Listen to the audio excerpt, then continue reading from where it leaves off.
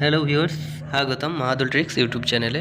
আজকের ভিডিওতে দেখাবো WBP অ্যান্ড RD কিছু আপডেট এসছে, এই ভার্সানে কিছু আপডেট এসছে, সেই আপডেটটা তুলে ধরার জন্য ভিডিওটি বানাচ্ছি।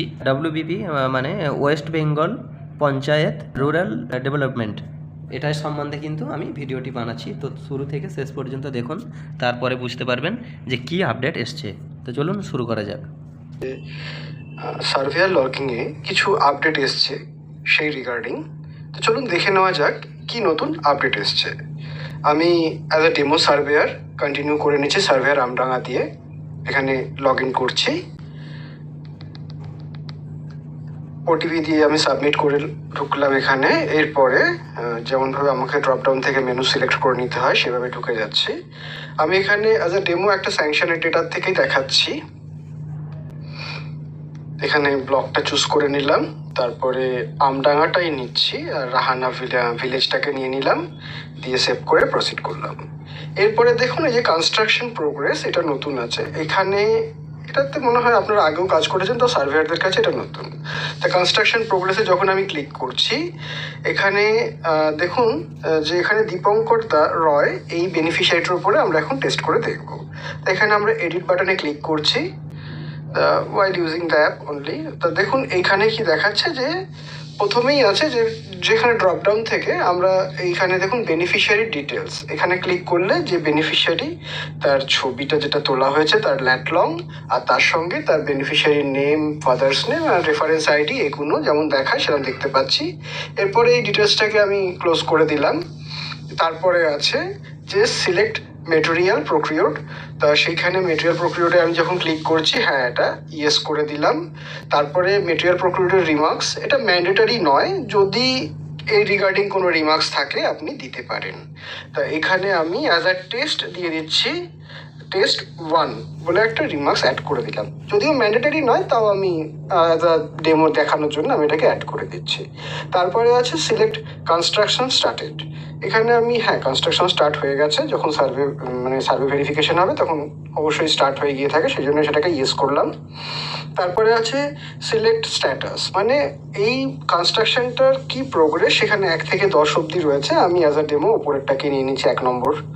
তারপরে আছে কি যে সিলেক্ট প্রবলেম, যদি কোনো প্রবলেম থাকে তবেই আমি এই ড্রপডাউন থেকে সিলেক্ট করব, আর যদি না থাকে তো আমি সিলেক্ট করবোই না। আর যদি এই দুটো প্রবলেমের ওপরে যে দুটো প্রবলেম রয়েছে, এই দুটো প্রবলেমের বাইরেও যদি কোনো প্রবলেম থেকে থাকে, দেন আমি আদার রিজন চুজ করে নিতে পারি।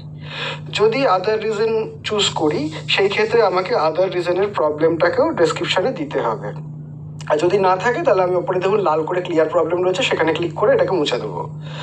আর তারপরে আছে ওভারঅল রিমার্কস। এই সমস্ত কিছুর বাইরে গিয়েও যদি আপনার কিছু ওভারঅল রিমার্কস থেকে থাকে তাহলে সেটা আমি এখানে অ্যাড করব। আমি যেহেতু এক কাজটা করছি, আমি এখানে টেস্ট 2 বলে একটা জাস্ট ফর সে আমি দেখানোর জন্য একটা রিমার্কস অ্যাড করে দিলাম, যদিও এটা ম্যান্ডেটারি ফিল্ড তো নয়।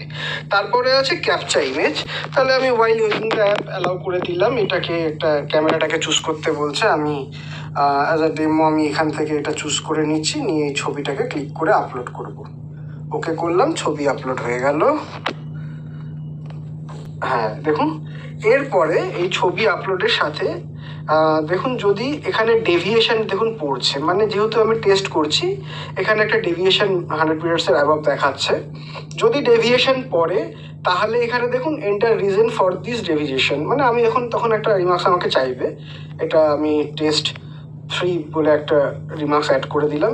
কিন্তু যদি ডেভিয়েশন না পড়ে তাহলে এই রিমার্কসটাও পড়বে না, মানে রিমার্কসটা আসবেও না, আপনাকে চাইবেও না।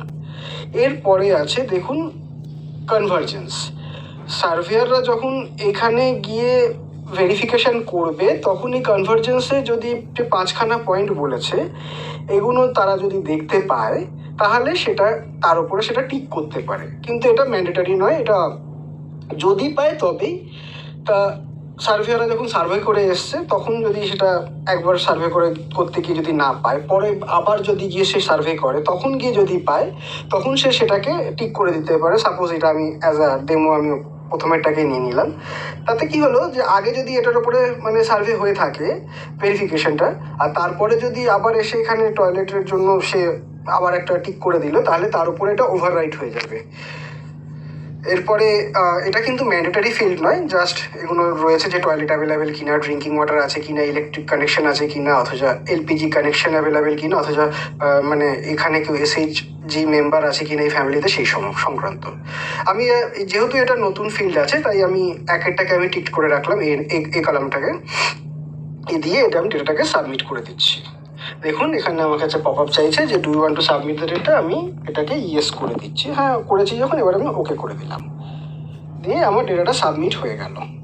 যখনই সাবমিট হলো তখনই জিনিসটা আমার ইয়েলো হয়ে যাচ্ছে।